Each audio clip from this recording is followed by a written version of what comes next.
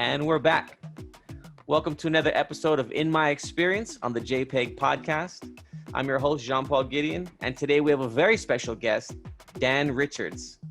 How are you doing, Dan? I'm doing great. Hello, Jean-Paul. Thanks for having me today. No worries. So I wanted to just jump right into this with you. Who is Dan Richards? Where did you come from? How did you land on a rock in the middle of the Pacific in one of the most isolated areas of the world, yet you are a marketing professional? Yeah, it's a really interesting question. You know, I was born in Boston, went to high school in Los Angeles, and then kind of having no real ties to either location, thought, why not go to University of Hawaii? And that's what brought me out to the 808 state. And then from there, I've left and it's called me back, and I left and it's called me back. And now I think this third time is a charm, and I'm definitely setting some deep roots here. I actually just moved to the Big Island about a year ago, up in North Kohala. Oh wow, that's a really nice place over there. So why the Big Island when you could have been in the big city, the big pineapple on Oahu? Yeah, that's it. You know, I actually followed my fiance. She had a career opportunity. And so, you know, we're one for not letting a good thing pass. And we always knew we could move back to Oahu. And we just decided, let's do it. Let's try something radical.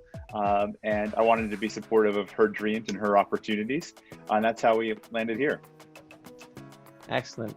I wanted to talk about your professional career, because when I was introduced to you, you were at a cell phone provider service here called Moby. That's how we met. But getting to know you more, you come from a pretty interesting background. Can you rewind it as far back as you want to go and come back on that journey and tell us how you advance in your career? Totally. You know, my first job was umpiring softball. And after the first game, when they handed me that envelope of cash, I got that taste of what it's like to start making money. And that was, you know, as a middle schooler. You know, fast forward a couple of years, and in high school, sitting around during summers looking for something to do, I'd go bang on doors and ask people to wash their cars or wash their house windows. And I would sell the crap out of it. And if they said that price is too high or they're not interested, I'd say, well, what about $20? And just trying to hustle, maybe playing on that high school kid looking for some summer funds. Was a little bit of my pitch, and then repeat customers and setting up that next session, if you will, where I'll be back in a week, or can we do this every Friday at 10 o'clock? So kind of asking for that business. And then I went to UH and I drove around the REDBULL car, the one with the can on the top.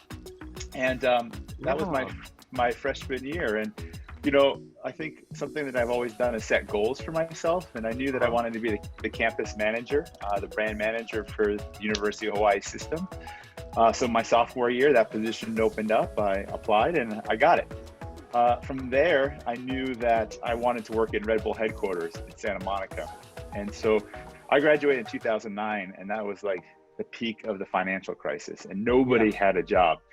It was really bleak for college graduates. But I got selected to be one of two students to kind of do their marketing residency program. And it was 4 months, kind of like a medical doctor, where I spent 4 months in their brand marketing, 4 months in the communications, their sports marketing, and then their trade marketing. So I kind of got a crash course on marketing for a global company. Then they wanted to move me to Atlanta, and Sandy Beach was calling me back, and the sunshine of Hawaii, and all my friends, and the network that I had built over my collegiate years. I was also interning at ESPN 1420. I was working at Kaleo, the UH student newspaper. I wanted to be as close to the sports action as possible. So what better way to do that? I got a camera, I taught myself photography, and I was sitting courtside. And that was during the Colt Brennan years, so that was pretty incredible. But what I'm trying to get at is just always setting a goal and just doing whatever you can. But when a goal doesn't align with what or an expectation doesn't align with what you want. So REDBULL wanted to move me to Atlanta. I said, that's not really my market. I quit my job. I ended up finding a TV show that was filming kind of like a Survivor-esque type show in Morocco. And so they paid for me to go travel around Morocco for a month. Wow. From the desert to the high mountains. And then decided when I was there, I was actually between Morocco and Spain. I was taking the ferry across it. You know what? I need to be back in Hawaii. So while I was traveling around Spain, I booked a one-way flight to Hawaii. I stopped in LA, packed everything up, and applied for a job at Mobi PCS, the telecommunications company. Through the powers of Zoom, it was my first job that I got hired over video conference. My current job is my second. They hired me. So I moved back to Hawaii with a job. And I think really what it is I put in motion a goal and an idea, and I pursued it. Wow. And then the rest kind of happened. From there, I had a couple of great years at Mobi, moved on, getting sold, and I realized that, hey, they're going to get sold. I need to find a new alternative. And I kind of still had that travel bug. So I packed up and moved to Jakarta, Indonesia to work on a nonprofit where we help small businesses capitalize on fast internet and mobile growth. So essentially, we built a team from 3 to 23 and built a sales team, and they'd go door to door to business communities or cooperatives. And they would say, hey, we'll put you online for $10 a month. We'll take your photos, manage your website, and get you an email. And we just bridged that technology gap. At the end of that year, we knew we wanted to hand it off to a local team. So we kind of took an advisor role. And then somebody called me in Australia and said, hey, we're building the Expedia of Australia. We need someone like you. So packed up my bags again and went down to Sydney, Australia, where I kind of did digital marketing and consumer marketing. And it was really interesting being an expat in both of those countries. Yeah. Fast forward another 2 years, I got a phone call to come back to Hawaii for a director of marketing position. And I think that's important because I left Hawaii knowing that in order to grow my career, I had to find that growth outside of the market. Just because people above you, they don't turn out. They're in those positions for a long time. And I had to get some skills and some experience that I couldn't get in market. So I got recruited back. A former colleague at Mobi PCS worked there. So it's all about that network and who do you know? They recruited me. I was actually headed to Hawaii, so I stopped in their office for a half a day, did the whole interview process, and a month later I packed my bags up. I was with them for 4 years, and then my fiance got the job, and they asked me, I said, hey, I'm moving to the Big Island. My boss at the time said, are you quitting? What's your intentions? I said, I'm not quitting. I'm just letting you know that I'm moving to the Big Island. I hope I can still continue to hold my position and work. Okay. And they said, you're such a valuable asset to the company. Would you be willing to work remote and fly back and forth? So for about a year, I was flying back and forth to Oahu. Then COVID hit, and they decided that, you know what, they need a director of marketing on island. So I was let go.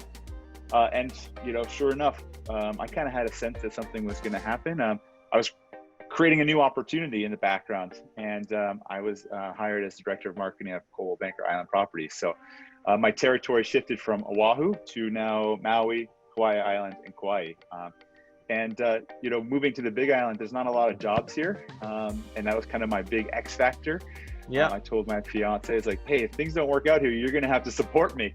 But going back to the idea that if you put something out there and you take a step and make an action, the rest will all fall into place. But you have to push the ball down the hill, if you will, in order to get it in motion. Otherwise, you're just sitting around wondering what if. So that's how I'm here today. You just took us across the globe. Like, you really zoomed through that. You didn't stop with too much detail. You went from all over the globe and you came right back to Hawaii. What we're going to do, we're going to put a map on the screen.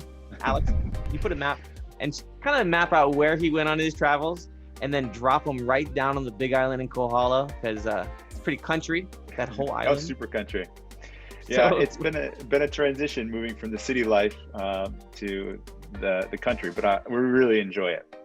Cool. Well, this leads me to my next question here, because you've been in the game for a while. You've worked for a major company, REDBULL. Oh my goodness, like one of the best media companies out there, who's selling an energy drink, but is a media company. Like, let's not get it twisted. How has marketing changed in the last 15 years? And it could be Yeah. around that range, but 2005 till 2020 now. Mhm. What have you seen? Well, marketing has evolved so quickly, and so our job as marketers is to stay ahead of the trends. Yeah. And video is a really big one. But that's we're here. Video is now. If you're not capitalizing on video, you're too late, or you're playing catch up. And really what it is coming down to is personalization and automation, using technology to augment that. So what do I mean by that? You can deliver video to people based off of their segments, or based off of their behaviors, or based off of their interests. And you can put them through a journey, and you can actually set like indicators or activities that then trigger an alert to reach out to somebody or to follow up. And so it's that, I call it like relevant, timely, and actionable content. If you can really master that process and map it out from start to finish, and it can get pretty nasty in terms of yes, no, and decision trees along the way. That's really how you can differentiate yourself. And this thing, the cell phone, is really changing how we consume media and products as well. So when you talk about marketing, let's switch gears into all those actions and triggers you talked about. What are some of the tools that you use, if they're not proprietary, or what are some tools that you use to help do your job best? Well, I have to stay flexible in marketing. So whether it's Hootsuite or Sprout for social media, Marketo or Pardot in email marketing, Google Analytics are some great tools that I use for managing consumer activity on your website. How do they come to us? Are they staying on our website? What content are they engaging with? Excel, it's one of those things that's really nasty if you're not a power user, but it's a great tool for us. So those are some of the kind of the platforms that we're using. Also Zoom, I shake my head because Zoom's market cap has gone through the roof since COVID, but it's really evolving, because instead of inviting consumers into your office or into your place, you can give them seminars, you can have meetings. It's really an interesting technology and it cuts out on all the time. And I think now most people are used to it. When Zoom first started, there was all the, how do I get connected, and the audio issues, and you're on mute. And even the old folks now, they've caught up to it. So it's a really powerful platform. Let's just talk about now COVID, right? We're in this time. Yeah. What have you seen that has worked, and how has that changed from what you were doing previously when it was, before COVID? I'm a marketer, so I'm biased. So I argue that it takes money to make money. And so I think something that a lot of businesses are doing that they're missing out on is they're cutting back on their advertising spend.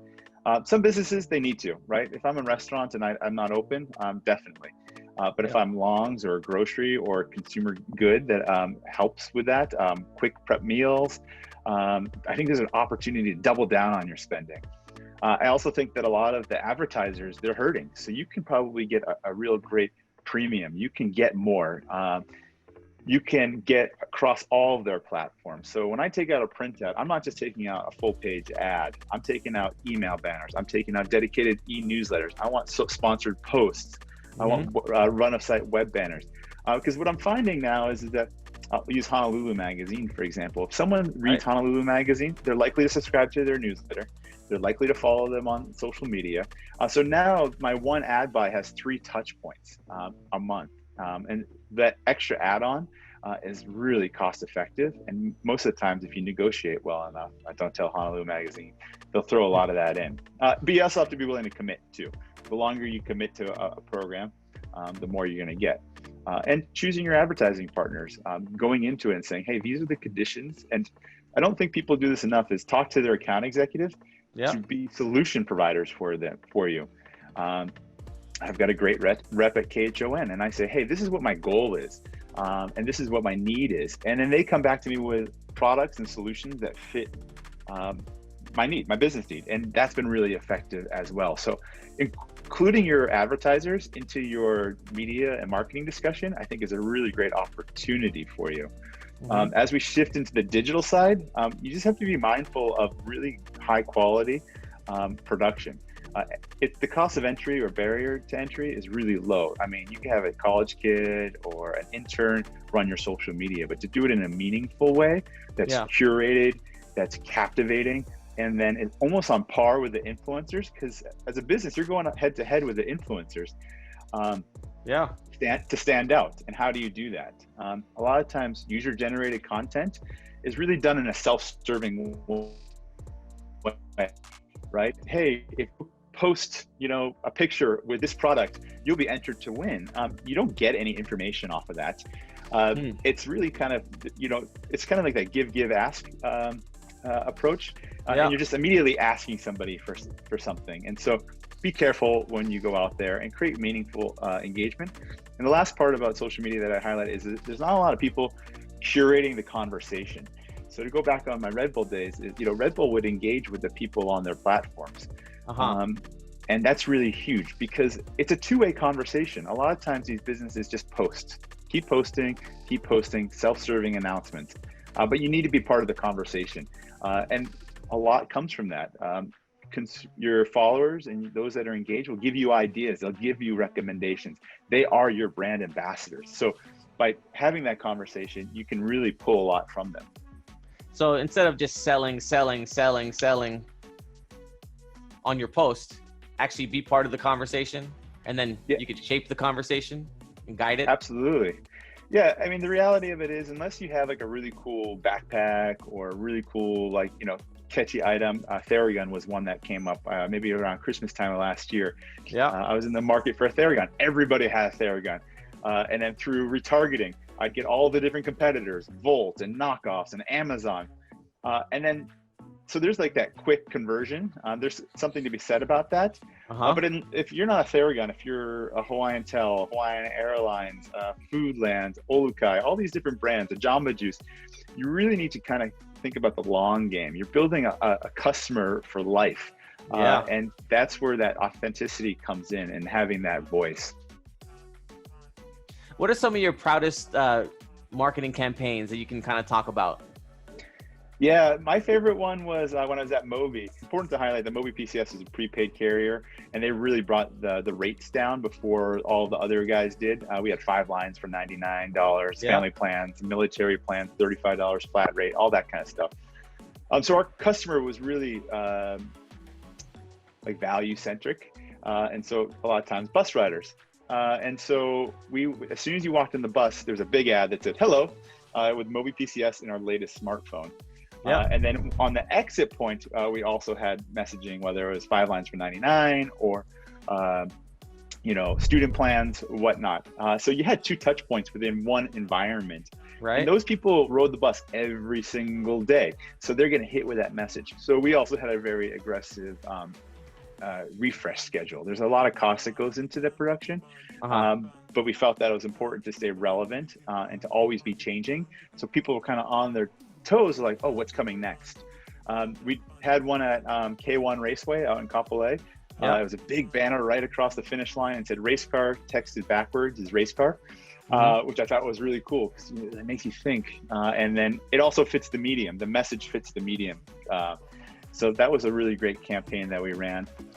And I know that we were working with JPEG Media to also look at the pillars in Hawaii Kai. I don't know if that space is sold, but I'm going to pitch it to you anyways. How do you do optical illusions with your space where you can line up like 3 pillars, 1, 2, 3, and then if you look at it a certain way, the pillars all become one. So having fun with your marketing is also really important because it's memorable, and that's something that will kind of keep your brand top of mind. That's what I liked about you, that you were creative, and it wasn't just you're buying a sign. You weren't buying a sign. You're like buying a space, like an opportunity which you create into an experience. Like you know how to leverage it right. Talking to you was fun about that. Yeah, I got into marketing because of people. I think it's really an interesting element to the field. Right. And as I take out media space and buy ads, I have to always remind myself to do something that the 99% of other people aren't doing. So how do you be in a sea of 100 people? You have to be that one. when everybody else is going the other direction. And that's how I think you really stand out. Sometimes it requires you to be bold. Sometimes it requires you to take risks, but if you take a chance, measure the results and monitor it, and you just keep stacking it up. And maybe it doesn't work, and you learn from that. And if it works, you double down on it. But then you have to be mindful that once you start doing things that are really kind of setting the trend or cutting through the noise, others will follow you. So don't get too comfortable in one position. You have to move on to the next as soon as the new opportunity, and you have to create that oftentimes. So talking about the opportunity and doubling down, that was a theme you mentioned a couple times. Now, what kind of tips could you give? What do you think business owners right now should be doing to market themselves in light of this whole COVID situation? What are some key takeaways that you can really bring value to the audience? So I think it's evolving, every single day, based on the news, based off of public, chatter. And if you want to focus on Hawaii, I think what really is so powerful about Hawaii consumers and the Hawaii market is the sense of community. And so how do you foster that? And the steps that you're taking in place to respond to COVID is really going to be important. It's, hey, we're doing it about you. We're doing it to protect our clients, our employees, but we're also doing the greater cause. So tapping into that, I think, is a really great opportunity. It's going to be a bumpy road, I imagine, for the next couple of weeks here or a couple of months, especially as our travel industry kind of struggles to get back going. It's not my sector, but I do know that a lot of my businesses that I work with, they're supported by hotel and hospitality workers. And there's going to be a big pinch here. So finding value and trying to position your products to help offset some of that burden, I think will be really important as well. There's also the idea that, again, going back to building a customer for life, right? And so how do you support them now? And that way they can continue to come back over the coming months, I think will be really important as well. So to sum it up, community is really what I'm after, I think, as we respond to COVID. And same thing with Black Lives Matter as well. It's an incredible result or showing of the public to get out there, especially with COVID going on. But we rallied very well around that, and we continue to rally. So I think that's really important. So in the real estate, so you're in real estate market, you're talking about the hospitality wasn't really the sector you're in. How have you seen the real estate market change, and how have you adapted in marketing that real estate market? Yeah, totally. The real estate market is holding really strong right now, but that's, again, subject to change to the economy. Now, is this residential, right? We're talking about? Yeah, purely residential. So single family homes, right, and condos. The economy is a big one, potential loss of jobs. So as long as that federal unemployment kind of subsidy keeps chugging along, it's kind of going to hold things up. Softer demand right now. So on Oahu, there's a smaller percentage of out-of-state buyers compared to the neighbor islands. But my new firm, where we do Maui, Kauai, and Big Island, our mainland buyers can't come. Our Canadian buyers can't come here because they can't or don't want to quarantine for 14 days. So that limits the buyer pool and basic supply and demand, right? The other thing that we must consider is that limited inventory continues to be a problem. So small inventory is going to keep the prices high. So people aren't showing their houses. People aren't changing rentals as frequently or as often. They're either converting their into month to month or 6 months waiting. So there's not a lot of market activity. So it's kind of in a hold period. What's helping is low interest rates. If you're a first-time home buyer or you're looking to buy again, low interest rates are really powerful for you. It impacts your ability, your monthly payments, and your purchasing power. And so that's going to help the real estate market as well. And then the last thing is neighborhoods matter.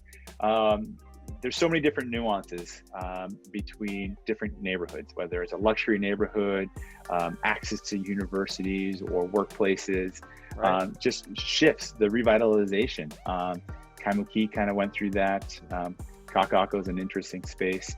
Yeah. You have Salt area, and then you have the Ward Village, and you have a lot of luxury condos in there.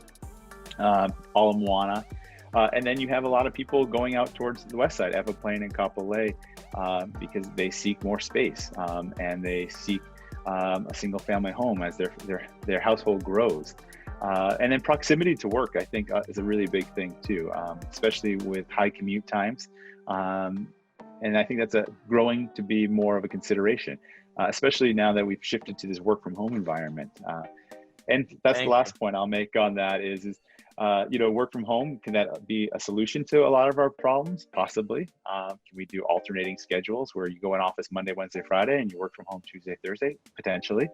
And then, people are also seeing the value in that. They're just as productive as long as they're disciplined. And so they also find the value of their home to be increasing as well, because they're spending a lot more time there. So the comforts, before, if you're coming and going and you're throwing your clothes on the floor and your kitchen sink is stacking up, now you have to live with those things as you work from home. So people are reconsidering and readdressing what does home mean for them. So that's kind of my high level overview on factors of the real estate market. I think we won't really find out until maybe closer to the election. Yeah, very interesting. So on the Big Island, there's a lot of vacation rentals. And we see the Airbnb. Yeah. What are we seeing? Is there more inventory coming on the market there? Are they switching to long-term tenants? Are the rental prices coming down? Like, what do you guys see with that? Kind of just touching on the whole Airbnb, which I love to stay in anywhere we go. It's great. But a lot of people really hit over leveraged, Yeah, it's a really sensitive topic for homeowners and people of Hawaii, which is interesting. Bill 89, though, we saw the statistics. Bill 89, in short, said that you had to have a vacation rental had to be in resort areas, and who that was Waikiki, Ko'olina, and Turtle Bay areas. So we saw a massive increase in condo inventory, and as a result, condo prices have kind of just maintained, puttered along, if you will. And now those owners are gonna have an additional pressure because they don't have anybody to occupy those units. Some will be able to weather the storm. Some might take out an SBA loan, depending on how it's set up. Some are going to convert into long-term rentals, and some might sell and just say, this isn't for me, because we don't know how long COVID will last and what that will mean. I saw a PBN article that 30,000 residents of Hawaii might migrate to the mainland because the certain hospitality markets will recover at a lot faster pace. And if that's the case, that's something to definitely keep an eye on, the outward migration. And that will affect real estate as well. When you were at locations, did you assist also the agents? Were you assisting agents, or was it for the brand themselves, like the locations and now the Coldwell Banker brand? Yeah, so my role as a director of marketing in a brokerage, whether it's locations or Coldwell Banker, is really twofold. It's to support the brand and perpetuate that forward. So that way, when a consumer sees our ad or comes in touch with an agent's marketing materials or an open house ad, it identifies that, hey, they're a high quality firm, that if I submit an offer that I know that I'm not going to get jerked around, and that their agents exude excellence. The other part of that is creating the tools and resources for the agents to be successful. A lot of people might not be aware of this, but realtors by nature are independent contractors.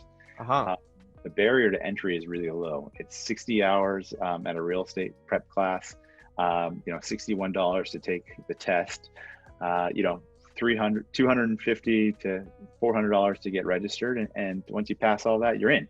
There's a lot of people that don't make sales. So my job as the director of marketing is to create the tools and resources that can impact and benefit the most amount of agents from a brokerage level. The reason why agents choose a brokerage, so brokerage meaning like a real estate firm name, is for the services that they provide. Whether it's marketing materials, listing presentations, direct mail campaigns, digital and graphic design support. So that's one of the challenges I have is balancing the two. And a lot of times opportunities present themselves suddenly for agents, so they have to be able to react quickly. So I always try to manage a team that's, probably 75% kind of staying the course, working towards our overall strategy and achieving those goals. But 25% of our day is always left to react to what might come in or quick requests. And is that your strategy, or is that one with the company kind of had that in place, or is that your special kind of sauce? Yeah, that's kind of my special sauce. And I kind of built an in-house ad team. It was kind of, people were saying, the shift away from ad agencies was going away as a whole. I think that's kind of corrected a little bit.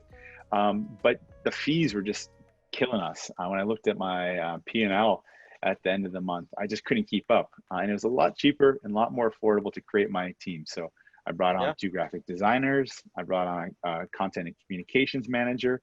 And I'm kind of rebuilding that at Coldwell Banker Island Properties now. And it's really exciting because it allows us to respond.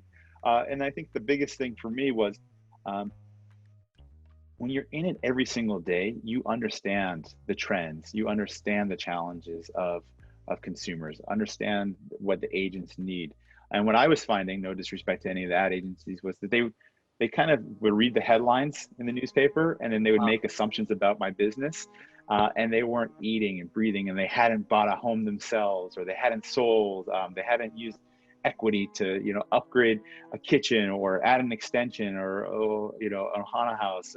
So that is something that I think is really powerful to me, is having an in-house marketing ad agency because of that subject matter expertise from A to Z. You said in that experience, being in the dirt.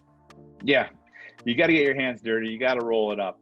Got to go to the open houses. If you want to work on my business as a vendor, I hope I need you to go to my website. I need you to follow me on social media. I want you to run Google News searches on my company. Get all the headlines. Get all the press releases. I want you to go to an open house. I want you to cold call my sales team and tell them that you're interested in a property and understand what that experience is. Everything from the hold music to the routing to the follow-up.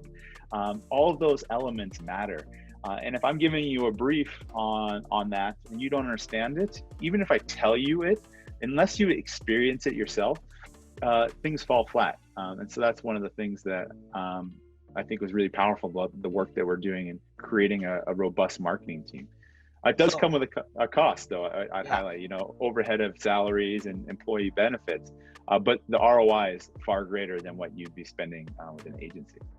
Just like if you put in a kitchen, like a brand new kitchen, it raised the value of your home. You brought in your own team, raised the value, just that return on investment. Yeah, and the thing is again, no disrespect to the ad agencies. I absolutely love them, and I think they have a time and a place for a lot of businesses. But for me, my spend didn't match the hours or the resources needed. So they're going to go to their bread and butter clients, the ones that pay for their salaries, that keep all the lights on, that have been with them for 20 years or, for a long time. And my small piece of business doesn't always get that attention that I want.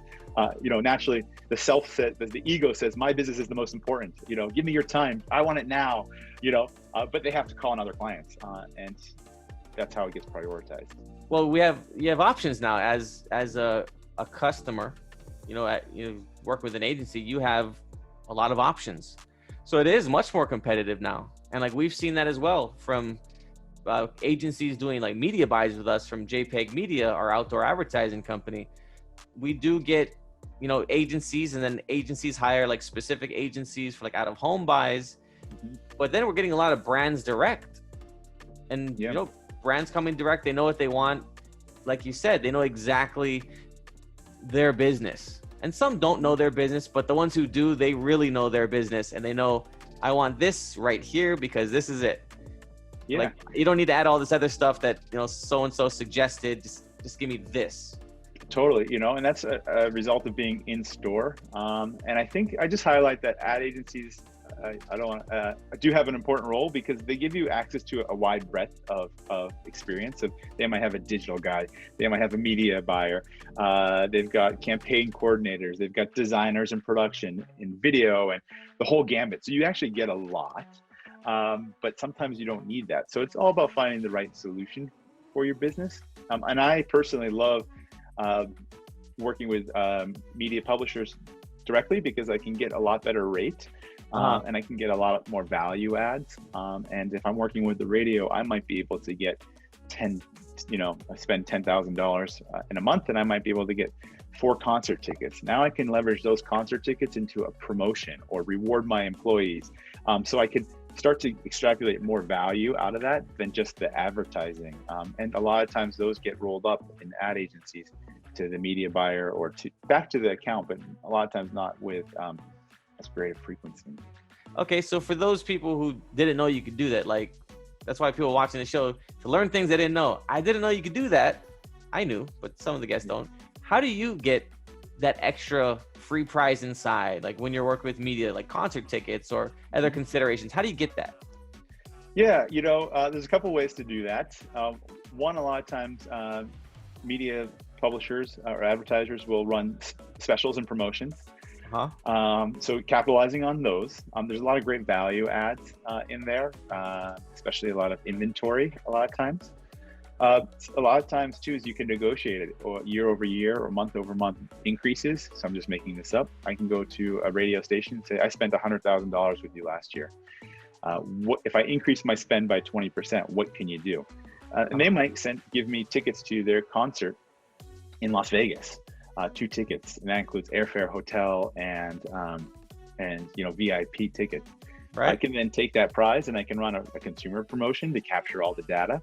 I can give it to my employee that's been busting his butt. I might not be able to give him or her a salary increase this year because we're in a tight fiscal cycle. But that value add of saying, hey, I'm going to send you and your wife to Las Vegas for 4 days is really had a huge impact to that person's morale. And it was a recognition of a job well done. Do I think I kept that employee longer without giving them a salary increase? I do. And so just being creative with it. And then having real conversations. If you actually communicate what your needs are and what your goals are, they can be part of that program. And that's when those kickers kind of start coming in. So it sounds like don't be afraid to ask. Totally. Don't be afraid to ask. What's the worst that can happen? They say no. And the reality of it is they need your business and they want your business. And you know what I like to do too? And I put advertisers against each other. And I'll say, and I also bring my own data. I've been in so many public media publications or meetings where they'll say, viewership amongst millennials is going through the roof in radio, and then I'll go into a TV pitch and they'll be like, radio's dying amongst millennials, TV's through the roof. And then I bring my own research in and I say, they're cutting the cable, they're going into streaming services, you got to be into your Twitches and your TikToks and, your streaming and all those different platforms. Yeah. And then they always kind of like take a step back. So I say, hey, I call BS on that. And 2, those guys are saying that about you and you're saying that about them. So which one of you is true? And then they kind of know that they have to work for my business a little harder. So that's kind of a fun way to put people against each other. The last thing I do is I'm a very transparent person. Is I tell them, I say, hey, this is my budget. Maybe not my whole marketing budget, but this is what I got. Why do you deserve 50% of it? Why do you deserve 25% of it? Why should I give you 75%, of my advertising budget? Because I got to spread it around. And I think in Hawaii, we all have small marketing budgets. But when you get to have them think about like their value in your marketing mix, they really start to again, take a more personal interest in your efforts. Well said. I got a question for you. When working with Red Bull, were you part of the time when they started sponsoring like esports? It was like just emerging. Yeah. Well, when I was at Red Bull, what we tried to do, and they still continue to do this and do that really well, is find the top athlete in every sport. And they also started to invest in athlete performance. And then that transitioned into esports as well. So they were looking at the best badminton or the best bobsled team, the fastest track runner, the basketball player that can jump the highest, and forming sponsorships with that. Then they would invest in their athletes. And so sponsorship is not just slapping your logo on something. I would say that it's a little off track, but avoid the logo graveyard. And what do I mean by that? That's the logos at the bottom of an event poster. Avoid the graveyard. You could be in it, but you want to push it a little further. An on-site experience, a giveaway, a text to win or a text to enter, branding of the wristbands. You want to be in there as many touch points as possible. But so my point on that is Red Bull was developing their athletes, but they were also reinvesting in their athletes. So they hired high performance athlete managers, and they would work on getting them yoga and high performance breathing and nutritional plans. And it was actually kind of interesting that the athlete of 20 years ago is completely different than the athlete of today, based on the amount of information that they have on their workout performance and their heartbeats and their resting breath, and they've got float tanks and stretching and all kinds of available information available to them. So Red Bull was kind of investing in that. So that's kind of where we're at. So then the transition to esports was just saying that, hey, gamers, they were a huge market for us before. And then it just shifted into, wow, look at how competitive these guys are. They're practicing. I'm not a gamer, but my buddy and I, we joke, we play FIFA 20, and we say, we got to go to soccer practice. That's how we get the misses off our backs, because we take it serious. We're not, and I say we take it serious in that we're old, we still go kick the ball around, but an injury hurts a lot longer. But we find the competitiveness of it so exciting, and the collaboration of it. So the idea that a video gamer is not an athlete, I think, is wrong, given the hours that they put into it, and the amount of money. There's competitions right now that there's prizes in $1 million, $5 million, $10 million prize pools for all kinds of games. So it's really lucrative. The hard part, though, is how do you insert yourself into that scene authentically? Because people have been there from day one. If you're trying to enter that as a new brand, you have to work with a small group. You have to build their trust, build your authenticity, build your space within that, and then create ambassadors. So the word of mouth is really important there. And that will help grow and perpetuate your brand, whether it's esports or some sort of other industry. I think you hit the nail on the head. That's like organic word of mouth. We always say that word of mouth, top of mind. These are key. No matter what tools and technology you're using, it comes back to what you said at the beginning. It comes back to the people. Yeah, and you could throw as much money in there, take out as many ads as possible, but if people aren't talking about your brand positively, it's all for naught. Could actually hurt you if you put the wrong thing out. Yeah, totally. I'll throw one last little, bonus point in there is that in real estate, at the end of a transaction, it's a single biggest purchase that somebody makes. But there's the welcome gift, when they come home, maybe you have toilet paper on all of their rolls, and you got a towel set up for them and a gift basket for a movie night. And it's that thank you card, right? Or it's sponsoring their first housewarming party with, getting the pizzas. And just those little things that are authentic and feel good, that have a really great result for our agents. But it doesn't just stop there. It's 6 months. It's celebrating that 1-year house anniversary. It's staying in touch with somebody. And when they have, we call them life moments, birth of a child, a marriage, retirement. And it's not inserting yourself, but being part of those moments with a card or a phone call can go a long way. And so that's kind of how you continue to build that out. Now that can be used in any industry. For real estate in particular, do you actually have people set up in a CRM system or some sort of alerts where you can get a trigger to say like, hey, these guys are getting their 1 year, let's send them a pizza night? Yeah. Or is that what you do with 100%. all the companies that you're with, or is this new? CRM's been around for a while. I've only dabbled in it for the last 5 or 6 years. That's actually maybe a lie, but I really moments. Yeah, I really realized that being able to capitalize and insert yourself, and those reminders are really, really important as a business, because it shows that you still care and that they're still important to you. You know, somebody buys a home, they hold on to it for a very long time. But if you're able to remind them that, hey, you know, your property tax exemption is up, or don't forget to file it. Oh, wow. Yeah. Happy 1-year anniversary. Hey, we saw that you're having your first child, you know, and dropping something off for the nursery, are really important, because what they do is they tell their friends and family that, hey, you know, I'm thinking about buying or selling, or hey, look at what my agent did for me. And then those people oftentimes post in social media and tag, you know, their agent. So that goes into that organic growth of social media as well. You know, one thing that I like to highlight with our agents is, you know, you can always put up, oh, check out this brand new house that I just listed, and have the sexy photos.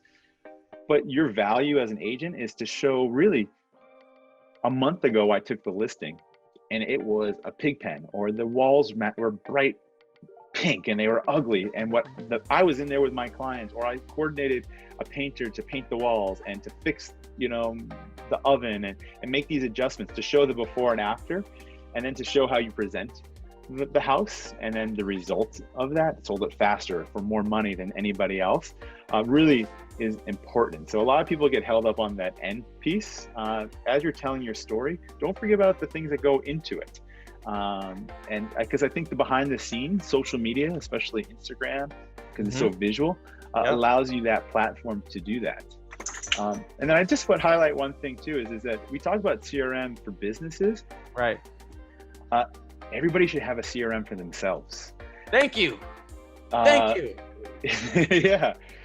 It's something that I just kind of started to do. You know, I sent me something, Dan. I got to stop you there. You are perfect in these conversations because you're leading into everything that I wanted to talk about. You sent me a rat. Sent me a rat, Dan. Yeah, I did send you a rat. Expand on that. Does this kind of lead into what you're going to say?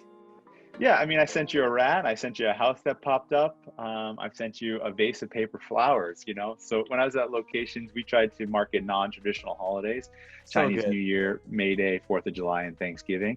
You know, anybody can send a Christmas card. So, you know, if that's your thing, still do that. But you want to stand out when, again, others aren't. We all know Chinese New Year is a big one in Hawaii. May Day is another big one. 4th of July for your military and your mainland folks. So again, inserting yourself into these moments. But yeah, I mean, I had really no need to send you a rat. It was for Chinese It was a pop-up. It was a pop-up Yeah. card. It wasn't a real rat or a dead rat. It was like a 3D pop-up. I put together a little puzzle card. It was amazing. But the cool thing about when I send these unexpected mailers, if you will, is I would send out 100 of them, and I probably got 75 responses, a text message, an email, a phone call. So people are reaching out to me, and I said, hey, I don't need anything from you. I just want to let you know that you're important to me. And then I had people where I'd go into their offices and they'd have my last 4 Chinese New Years. They'd have like dioramas of all of my holiday mailers that I sent to them. They were collecting and holding on to it. Yeah. And at the time I wasn't selling real estate, but the idea would be that if they, you know, need something. So I always lean on this, my media rep, my TV rep. I helped them out so much time. They always needed a house to shoot. They did a campaign with Frank DeLima for COVID-19 on, you know, safe practices. You know, I scrambled to get, they had all of those holiday mailers lined up. And then when they needed something, they called me, and then I'd scramble and I got them the house and I got them the access to it. But then, you know, down the road, hey, I need to get on your afternoon program, or hey, I got a really special announcement. They always found space for me.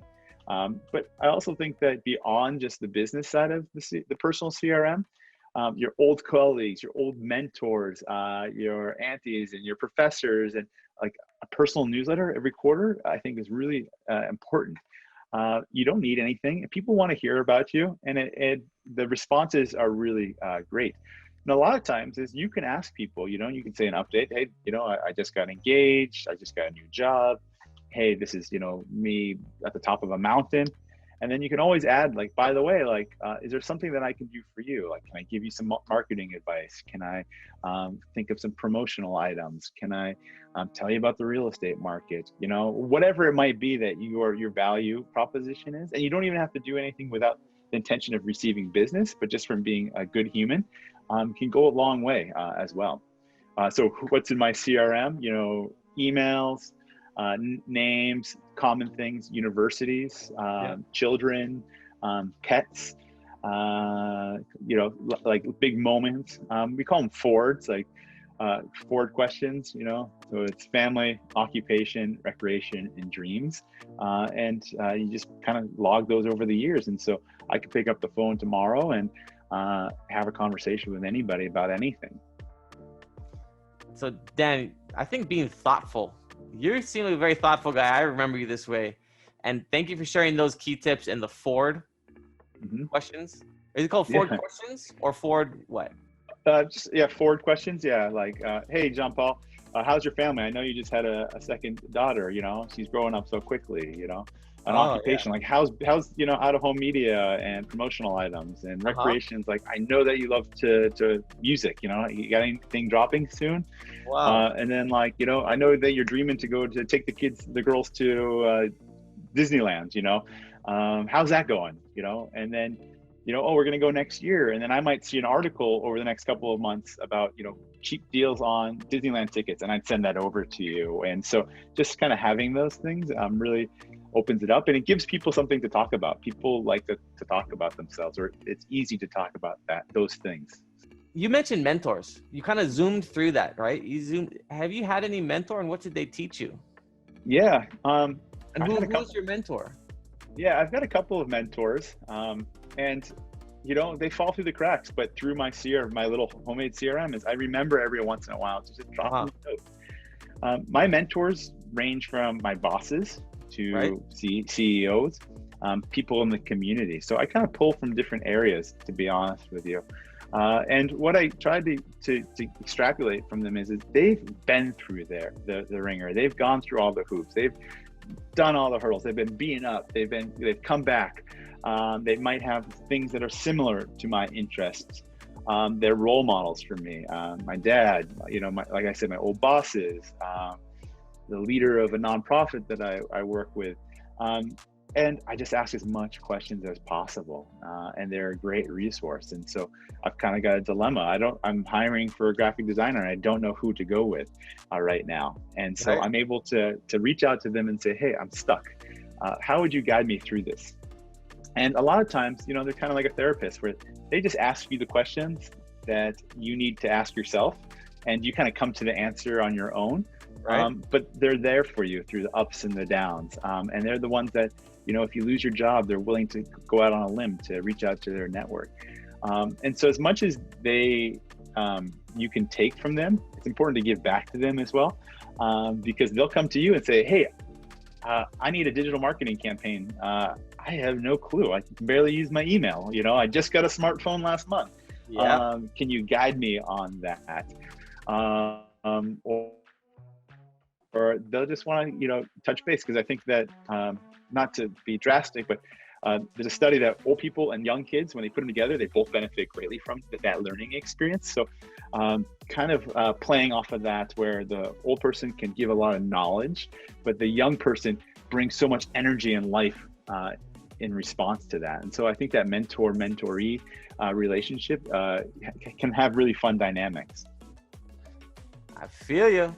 I do the same thing. And that's why we call this show In My Experience, because you get to share your experience that you've been through. So you would be a mentor to others who are hearing this, because you're sharing what you've learned and actually went through. Yeah. You know, I think last comment is on that is being a manager is a huge responsibility.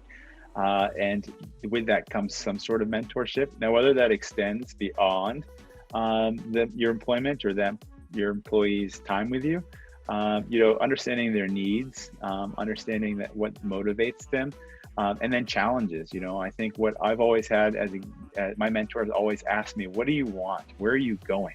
And then set obstacles for me to kind of hit and then work through and then achieve those, and then keeps me on my path. And so whether you realize it or not, as a manager or somebody that's responsible for others, you have to keep motivating people.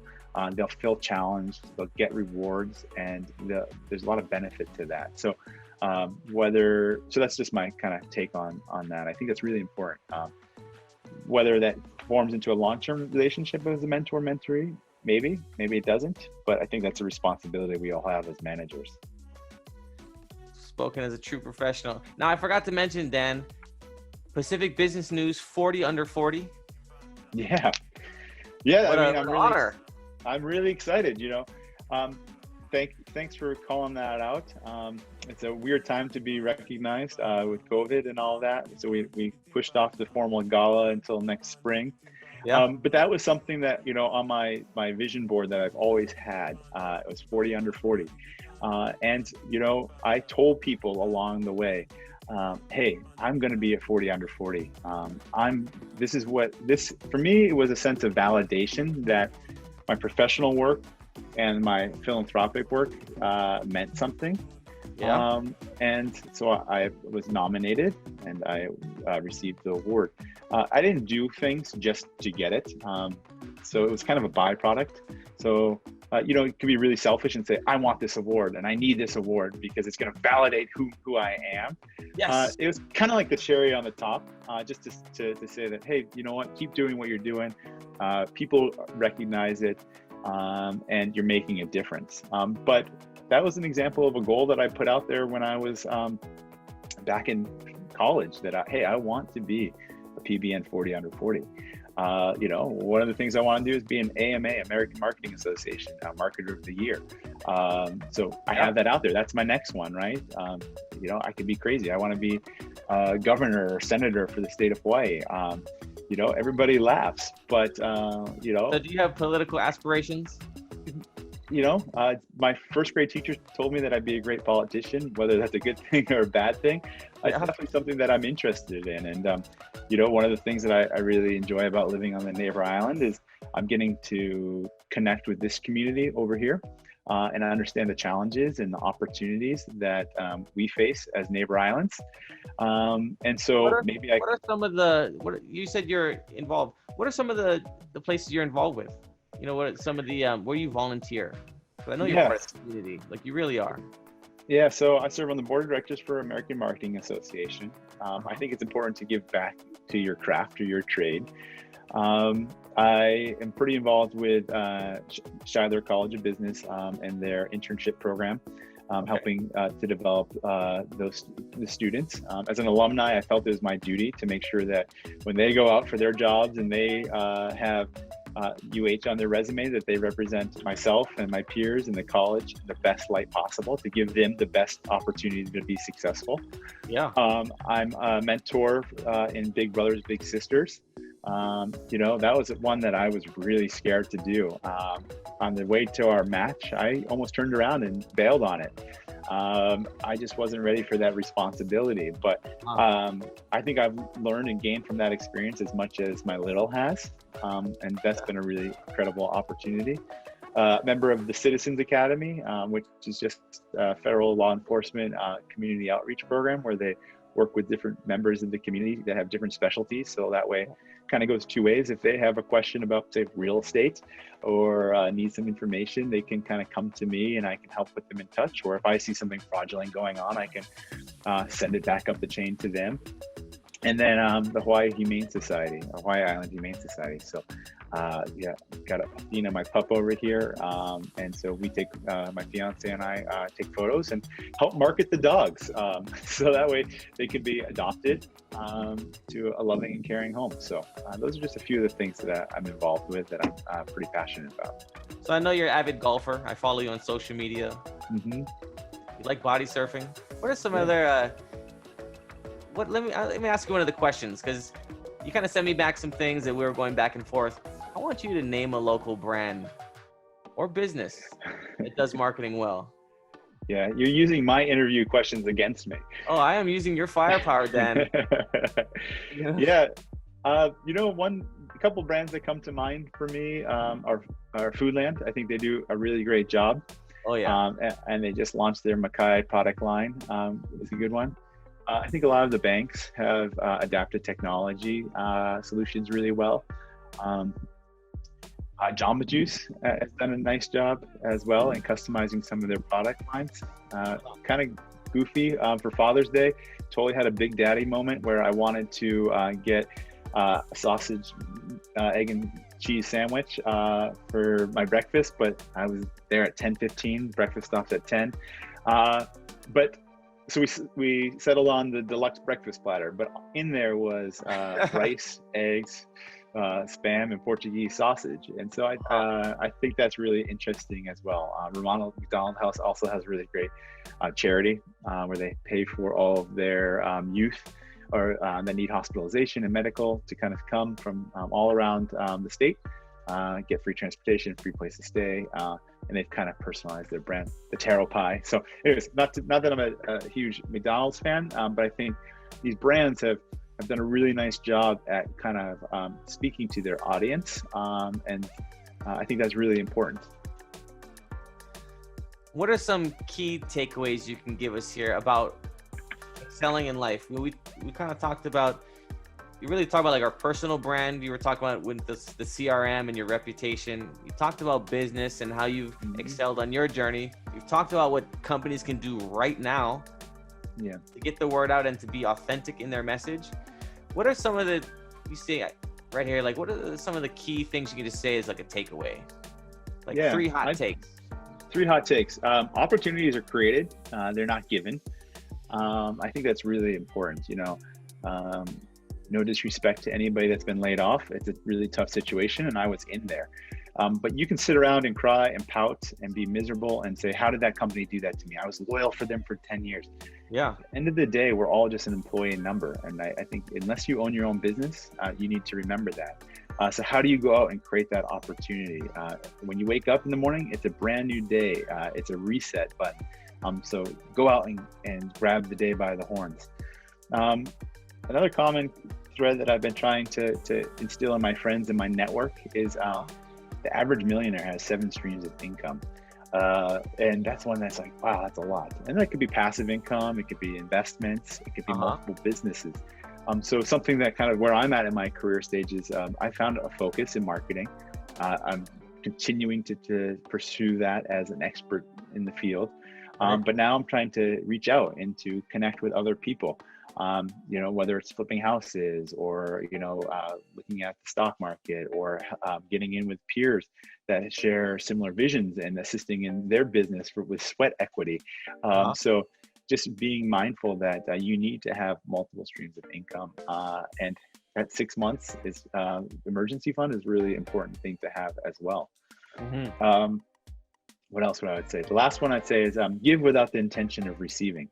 And if you have to give something without feeling it, without making a sacrifice, are you really giving?